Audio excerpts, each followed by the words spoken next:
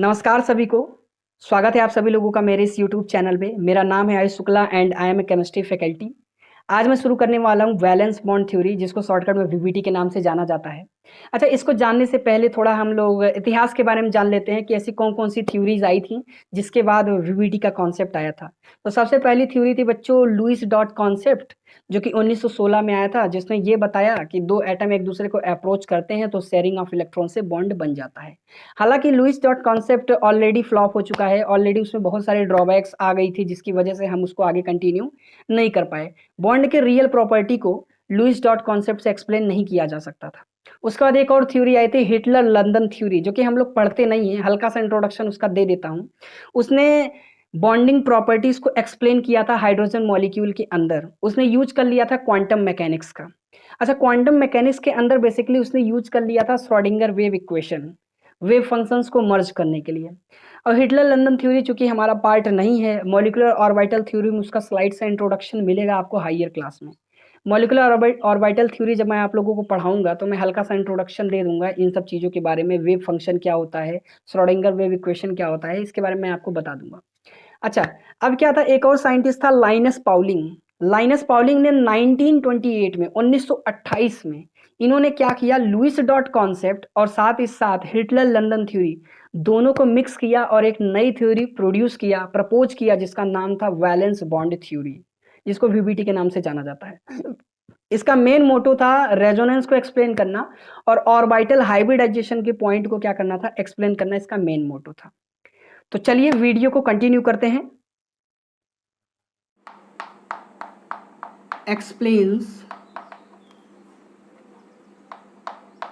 explains chemical bond between two atom। ठीक है, जिस तरीके से लुईस डॉट स्ट्रक्चर आया था, लुईस डॉट स्ट्रक्चर ने भी एक्सप्लेन किया कि दो एटम के बीच में किस तरीके से केमिकल बॉन्ड का फॉर्मेशन होता है। सिमिलरली वीबीटी ने भी वही बात एक्सप्लेन किया। अब जैसे लुईस डॉट स्ट्रक्चर में ऐसा बताया गया था कि शेयरिंग ऑफ इलेक्ट्रॉन से बॉन्ड बनता है, लेकिन ये गलत है। शेयरिंग ऑफ इलेक्ट्रॉन से बॉन्ड नहीं बनता, एग्जैक्टली बॉन्ड बनता है ओवरलैपिंग ऑफ एटॉमिक ऑर्बिटल से। ये कॉन्सेप्ट किसने एक्सप्लेन किया था, वीबीटी ने। वीबीटी ने क्या बोला था कि भैया बॉन्ड कैसे बनता है, overlapping of half filled atomic orbitals. अब चूंकि बच्चों एक बात समझिएगा, एटॉमिक ऑर्बिटल्स की ओवरलैपिंग हो रही है। एटॉमिक ऑर्बिटल्स के आने का मतलब ये है कि हम क्वांटम मैकेनिक्स में आ चुके हैं। तो हम ये भी लिख सकते हैं कि वैलेंस बॉन्ड थ्योरी को एक्सप्लेन करने के लिए क्वांटम मैकेनिक्स का यूज हुआ था। ठीक है, अब सबसे पहले तो ये समझते हैं कि ये ओवरलैपिंग का मतलब क्या होता है। मैं मानता हूं कि एटॉमिक ऑर्बिटल के बारे में आप सभी लोगों को पता होगा, S orbital, P orbital, D orbital and F orbitals. ठीक है, मान लेते हैं जैसे ये ए है, इसका अपना कुछ ऑर्बिटल है, यहाँ पे इलेक्ट्रॉन डेंसिटी मौजूद है। मान लेते हैं ये बी है और बी का अपना ये ऑर्बिटल है, यहाँ पे भी इलेक्ट्रॉन डेंसिटी मौजूद है। ऐसा हम मानते हैं कि वही ऑर्बिटल्स एक दूसरे को अप्रोच करेंगे जिन्हें इलेक्ट्रॉन डेंसिटी की सख्त ज़रूरत है। जिन्हें इलेक्ट्रॉन डेंसिटी सच में चाहिए वही क्या करेगा, एक दूसरे को अप्रोच करेगा। मान लेते हैं ये बी है, बी के पास एक इलेक्ट्रॉन है, एक इलेक्ट्रॉन और मिल जाएगा तो पेयरिंग हो जाएगा, तो वो ऑर्बिटल क्या हो जाएगा, भर जाएगा। यहाँ भी मान लेते हैं एक इलेक्ट्रॉन है और एक इलेक्ट्रॉन नहीं है, तो ये अनपेयर्ड है और ये भी अनपेयर्ड है। दोनों एक दूसरे को क्या करेंगे, अप्रोच करेंगे। अब जैसे शेयरिंग ऑफ इलेक्ट्रॉन में भी यही सीखा था कि एक दूसरे को अप्रोच करते थे और बॉन्ड बन जाता था। तो यहाँ भी एक दूसरे को ये क्या करेंगे, अप्रोच करेंगे। सवाल उठता है कि कौन सी ऐसी दूरी रहेगी, ऐसा कौन सा डिस्टेंस रहेगा, ऐसा कौन सा कंडीशन रहेगा जिस कंडीशन से हम ये बोल सकते हैं कि दोनों के बीच में बॉन्ड बन चुका है। अब मेरी बात को आप ध्यान से समझिएगा। मान लेते हैं ये ए है, यहाँ इलेक्ट्रॉन डेंसिटी ए तक फैली हुई है, ये ए की इलेक्ट्रॉन डेंसिटी फैली हुई है यहाँ तक कुछ। मान लीजिए बी को भी यहीं ला दिया और बी की इलेक्ट्रॉन डेंसिटी यहाँ तक फैली हुई है। ठीक है, इसको अलग कलर से बना देता हूँ, कुछ ऐसा। अब मेरी बात को समझिएगा, आप मेरी बात को समझिएगा, यहाँ बीचों बीच में दोनों इलेक्ट्रॉन डेंसिटी आ गई है। मेरी बात को समझिएगा, ए की इलेक्ट्रॉन डेंसिटी कुल यहाँ तक फैली हुई है, दिखाई दे रहा होगा आपको, ए यहाँ तक। बी की इलेक्ट्रॉन डेंसिटी कहाँ तक फैली है, यहाँ तक। तो बी का तो अपना इलेक्ट्रॉन डेंसिटी आपको दिख रहा होगा, ए का भी अपना दिख रहा होगा। क्या आपको ये दिखाई दे रहा है कि ए के खाते में बी का इलेक्ट्रॉन आ गया है? जरा देखिए, क्या ए के खाते में बी की इलेक्ट्रॉन डेंसिटी जा चुकी है? बिल्कुल। क्या बी के खाते में ए की इलेक्ट्रॉन डेंसिटी जा चुकी है? बिल्कुल। तो ये जो कॉमन एरिया आपको दिखाई दे रहा है, इस कॉमन एरिया के अंदर दोनों एटम के इलेक्ट्रॉन क्लाउड्स क्या हो चुके हैं? आ चुके हैं। बस इसी फेनोमेना को, इसी घटना को क्या बोला जाता है? ओवरलैपिंग। इसी घटना को क्या बोला जाता है? ओवरलैपिंग। ओवरलैपिंग का सीधा सा मतलब होता है दो एटॉमिक ऑर्बिटल की इलेक्ट्रॉन डेंसिटी एक दूसरे को पेनेट्रेट कर दे और पेनेट्रेट करने के बाद कॉमन एरिया में आ जाए। एक ऐसा एरिया, एक ऐसा क्षेत्र जो ए के भी खाते में जाता हो और बी के भी खाते में जाता हो। अगर आप यहाँ समझिए तो ये इलाका जितना ए का है उतना ही बी का है। अब जाहिर सी बात है, इसके अंदर मौजूद इलेक्ट्रॉन डेंसिटी क्या बोलेगा? ए कि मेरा है, बी भी क्या बोलेगा? कि मेरा है। बस वही कॉन्सेप्ट है, शेयरिंग ऑफ इलेक्ट्रॉन, ये मिलता जुलता। बस वहाँ पे इलेक्ट्रॉन शेयर होता था, यहाँ पे इलेक्ट्रॉन क्लाउड्स आपस में क्या हो चुके हैं? यहाँ पे क्या हो चुके हैं? एक दूसरे में मतलब मर्ज हो चुके हैं, एक दूसरे में क्या हो गए? कंबाइन हो गए हैं, कंस्ट्रक्टिव इंटरफेरेंस हो चुका है और यहाँ पे इलेक्ट्रॉन डेंसिटी क्या हो चुकी है? बढ़ गई है। इस पर्टिकुलर एरिया में इलेक्ट्रॉन डेंसिटी क्या हो चुकी है? बढ़ चुकी है। बस इसी फिनोमेना या इसी घटना को क्या बोलते हैं? Overlapping of atomic orbital. अब इससे क्या होगा? इससे ये होगा कि भैया ए को जो इलेक्ट्रॉन डेंसिटी मिलनी चाहिए थी शेयरिंग से, वो मिल चुकी है। बी की जो इलेक्ट्रॉन डेंसिटी इसको मिलनी चाहिए थी ओवरलैपिंग से, वो मिल चुकी है। तो बस इसी फेनोमेना को ही क्या बोला जाता है? Valence bond theory. यही वैलेंस बॉन्ड थ्योरी का मेन स्टेटमेंट था। अच्छा, ओवरलैपिंग ऑफ एटॉमिक ऑर्बिटल्स और उसी से बॉन्ड का फॉर्मेशन हो जाता है। अगर आप ध्यान दीजिए बच्चों, इस ए के अंदर, ये इलाका ए का है, तो इस ए के अंदर कुछ कुछ कैरेक्टर इस ऑर्बिटल का आ चुका है। बात को समझिएगा, इस ए वाले ऑर्बिटल के अंदर कुछ कुछ कैरेक्टर बी वाले ऑर्बिटल का आ चुका है। फिर समझिए, बी वाले ऑर्बिटल के इलाके में कुछ कुछ कैरेक्टर ए वाले ऑर्बिटल का आ चुका है। तो ये जो नए तरीके का ऑर्बिटल जनरेट हो रहा है, ये इलाका जो नए तरीके का ऑर्बिटल जनरेट हो रहा है, इसको बोला जाता है हाइब्रिड ऑर्बिटल। मतलब एक ऐसा ऑर्बिटल जिसके अंदर ए और बी दोनों के इलेक्ट्रॉन डेंसिटी या दोनों के ऑर्बिटल का कैरेक्टर क्या आ चुका है। इतने एरिया में ए के ऑर्बिटल का भी कैरेक्टर है और इतने एरिया में बी के भी ऑर्बिटल का कैरेक्टर आ चुका है। तो हम ऐसा बोल सकते हैं कि बीचों बीच में एक हाइब्रिड ऑर्बिटल का क्या हो चुका है? फॉर्मेशन। और प्यारे बच्चों, इन्हीं तरीके की ओवरलैपिंग में, ठीक है, ये जो ओवरलैपिंग हो रहा है, इसी ओवरलैपिंग से तरह तरह के बॉन्ड बनने के चांसेस होते हैं। जैसे कि सिग्मा बॉन्ड का बनना, या फिर बच्चों पाई बॉन्ड का बनना, या बच्चों डेल्टा बॉन्ड का बनना। तरह तरह के बॉन्ड बन सकते हैं। ओवरलैपिंग से सिग्मा बॉन्ड का फॉर्मेशन होगा, ओवरलैपिंग से पाई बॉन्ड का फॉर्मेशन हो सकता है, ओवरलैपिंग से sigma bond, pi bond, delta bond, phi bond, तरह तरह के बॉन्ड हम बना सकते हैं। ये कैसे बनेगा? सिग्मा बॉन्ड कैसे बनता है, पाई बॉन्ड कैसे बनता है, we will discuss later, don't worry. तो भैया अब हम समझ सकते हैं कि वैलेंस बॉन्ड थ्योरी बेसिकली क्या बोलता है। ये यही बोलता है कि दो एटॉमिक ऑर्बिटल एक दूसरे को अप्रोच करते हैं और वहाँ पे क्या होता है? ओवरलैपिंग होता है और ओवरलैपिंग से उनके बीच में बॉन्ड का फॉर्मेशन होता है। यही किसका स्टेटमेंट था? वीवीटी का। अगर हम बोलें कुछ की पॉइंट्स के बारे में अगर बात किया जाए बच्चों, कुछ की पॉइंट्स के बारे में अगर बात किया जाए तो भैया हम क्या बोल सकते हैं? Based on quantum mechanics. ठीक है, सबसे पहली चीज़ याद रखिएगा, किसके ऊपर बेस्ड था? क्वांटम मैकेनिक्स के ऊपर बेस्ड था। पहली चीज़ हो गई। दूसरी चीज़ ये याद रखिएगा कि भैया इनके बीच में बॉन्ड कैसे बनता है, वीवीटी में बॉन्ड कैसे बनता है। तो लिख देता हूँ, bond formation by overlapping of orbitals. इसका मतलब अब atomic orbital,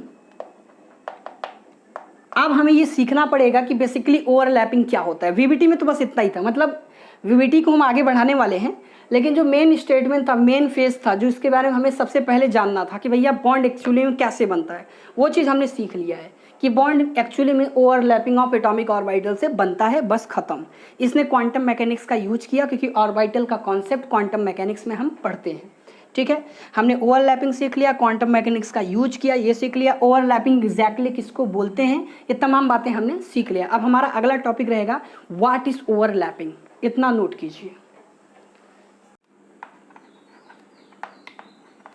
types of covalent bond. चलिए, अभी कुछ देर पहले आप लोगों को sigma bond and pi bond के बारे में कुछ बातें सुनाई दे रहा था। अभी जस्ट कुछ देर पहले डिस्कस किया सिग्मा बॉन्ड क्या होता है, पाई बॉन्ड मैंने बताया था कि इनके बीच में हल्का फुल्का इंट्रोडक्शन आपको दिया जाएगा।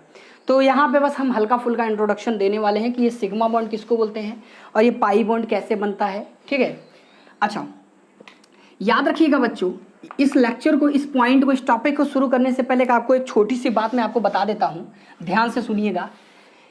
ये जो सिग्मा बॉन्ड है, ठीक है, ये कैसे बनता है, पाई बॉन्ड कैसे बनता है या डेल्टा बॉन्ड कैसे बनता है, इन तमाम बॉन्ड्स के बारे में हम लोग अच्छे से एक सिंगल अलग से वीडियो लेक्चर आप लोगों के लिए बनाऊंगा, जहाँ पे आप लोग सीख सकते हैं कि एग्जैक्टली सिग्मा बॉन्ड कैसे बनता है। तो एक वीडियो लेक्चर मैं सिग्मा बॉन्ड पे बनाऊंगा, सिर्फ वहाँ पे ओवरलैपिंग के बारे में डिस्कशन होगी। ठीक है, ओवरलैपिंग एक्सियल वाली, और कोशिश करेंगे कि उसी के अंदर पाई बॉन्ड वाली ओवरलैपिंग और डेल्टा बॉन्ड वाली ओवरलैपिंग, तो एक ही सिंगल वीडियो आएगा आपका ओवरलैपिंग ऑफ एटॉमिक ऑर्बिटल्स के ऊपर।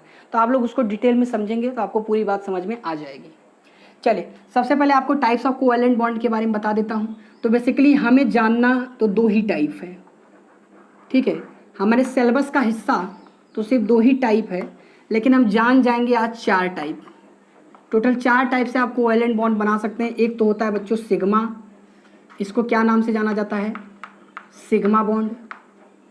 ठीक है, एक होता है बच्चों कौन सा, पाई बॉन्ड, जिसको नाम से PI के नाम से जानते हैं। एक होता है हमारा कौन सा, डेल्टा बॉन्ड, जिसको हम जानते हैं DELTA, डेल्टा बॉन्ड। और एक होता है फाई बॉन्ड। ठीक है, लेकिन ये तो आउट ऑफ सिलेबस है, इसे तो मैं कट कर देता हूँ पहले से, आउट ऑफ सिलेबस है। ये हमको हल्का फुल्का इसका इंट्रोडक्शन देखना है, तो इसको बहुत ज़्यादा डिटेल में पढ़ना भी खतरनाक हो सकता है, तो इसको तो साइड कर दो। मैं इतना बता दूंगा कि आपका पूरा IIT नीट में जो भी क्वेश्चंस रहेगा वो सब कुछ बन जाएगा, ये काफ़ी ज़्यादा ज़रूरी है। तो सिग्मा बॉन्ड कैसे बनता है, सबसे पहले उसका हल्का सा इंट्रोडक्शन दे दूँ। कोएक्सियल ओवरलैपिंग से बनता है बच्चों।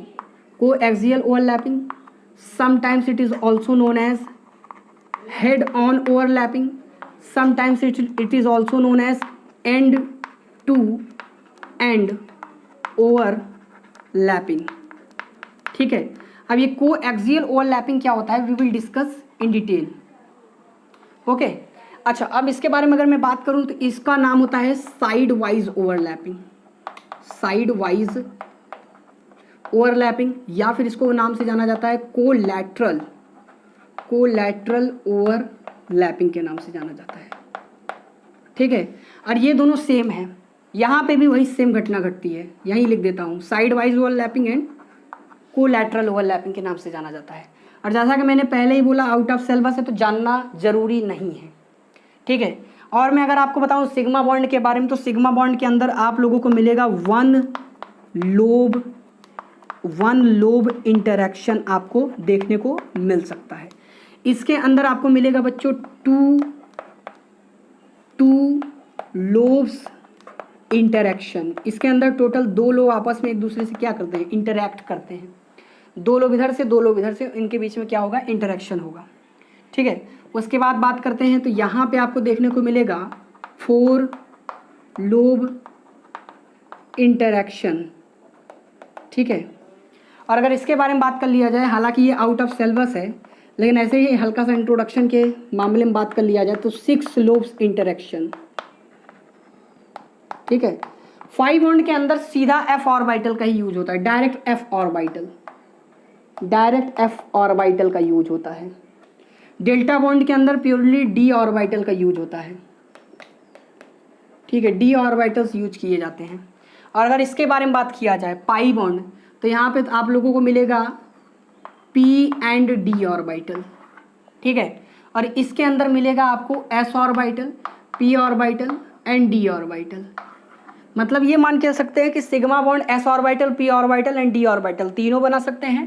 पाई बॉन्ड सिर्फ p एंड d ऑर्बिटल बना सकते हैं। डेल्टा बॉन्ड सिर्फ d ऑर्बिटल बना सकते हैं। फाई बॉन्ड f ऑर्बिटल बना सकते हैं। हालांकि आउट ऑफ सिलेबस में बहुत सारी ऐसी बातें हैं जो हम नहीं जानना चाहेंगे। ठीक है, अब थोड़ा और बारे में बात कर लिया जाए इसी के बारे में।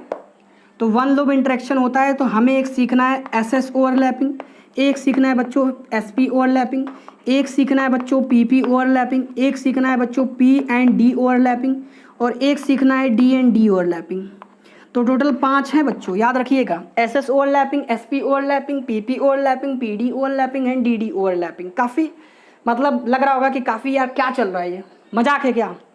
ऐसा नहीं है, काफ़ी सीरियस मैटर है, मजाक बिल्कुल भी नहीं है। यहाँ पे बात कर लिया जाए तो भैया PP ओवरलैपिंग से भी पाई बॉन्ड बन सकता है, P एंड D ओवरलैपिंग से भी पाई बॉन्ड बन सकता है। P and P overlapping, P and D overlapping, D and D overlapping. तो इसके अंदर हमें बेसिकली 3 टाइप ऑफ ओवरलैपिंग पढ़ना है पाई बॉन्ड को बनाने के लिए। फिर हम बात करते हैं डेल्टा बॉन्ड बनाने के लिए। तो डेल्टा बॉन्ड में आपको सिर्फ एक ही टाइप की ओवरलैपिंग पढ़नी है, DD। और जैसा कि मैंने आपको पहले ही बताया कि ये तो आउट ऑफ सिलेबस है, इसके बारे में भी बहुत ज़्यादा जानना नहीं है। अच्छा, अब इसमें इंपॉर्टेंट पोर्शन क्या क्या आपको पढ़ना है आगे चल के, क्या क्या इंपॉर्टेंट क्वेश्चंस आ सकता है उसके बारे में अगर मैं आपको बताऊं तो जैसे SS ओवरलैपिंग तो आसान है, S एंड P ओवरलैपिंग में भी कोई ज़्यादा दिक्कत नहीं है। ठीक है, PP ओवरलैपिंग में हमें ये सब डिस्कस करना पड़ेगा कि कौन कौन से एक्सिस वाले ओवरलैपिंग हो सकते हैं, जैसे PX PX, PY PY, PZ PZ या PX एंड PY। तो ये एक्सिस वाले क्वेश्चंस खूब सारे आएंगे कि कौन कौन से ऑर्बिटल बेसिकली आप यूज करेंगे, PX या PY या PZ। तो PZ का कॉम्बिनेशन PZ के साथ होगा कि PX का कॉम्बिनेशन PY के साथ होगा। इसमें P एंड D ऑर्बिटल्स की ओवरलैपिंग, तो यहाँ पे भी कौन कौन से D ऑर्बिटल आप यूज कर सकते हैं। अगर DD ओवरलैपिंग से हमें सिग्मा बॉन्ड बनाना है तो कौन कौन से D ऑर्बिटल आप यूज कर सकते हैं, कौन कौन से नहीं यूज कर सकते, इन सब पर भी हमें विचार विमर्श करना पड़ेगा। सारे D ऑर्बिटल सिग्मा बॉन्ड नहीं बनाते हैं, कुछ ही D ऑर्बिटल्स हैं जो सिग्मा बॉन्ड बनाने में हमारी मदद कर सकते हैं। जैसे अगर मैं पाई बॉन्ड के बारे में बात करूँ तो पाई बॉन्ड में सारे के सारे D ऑर्बिटल पाई बॉन्ड नहीं बनाते हैं, कुछ ही D ऑर्बिटल्स पाई बॉन्ड बना सकते हैं। ठीक है ना, इसके बारे में भी हम डिटेल में डिस्कशन करेंगे, फिर मैं आपको बताऊंगा।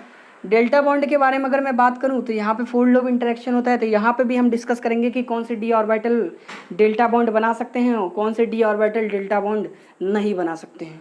ठीक है, तो आप लोग बने रहिएगा। ओवरलैपिंग का वीडियो आएगा तो सबसे पहले तो हम लोग डिटेल में ओवरलैपिंग कैसे कराई जाती है, कौन सा एक्सिस होता है, तमाम बातों पे हम लोग अच्छे से डिस्कशन करेंगे। और ओवरलैपिंग का वीडियो काफ़ी डिटेल्ड एक्सप्लेनेशन के साथ आएगा, तो ज़रूर देखिएगा बच्चों। धन्यवाद आप सभी लोगों का, ख्याल रखिएगा आप सभी लोग अपना। बाय बाय बच्चों।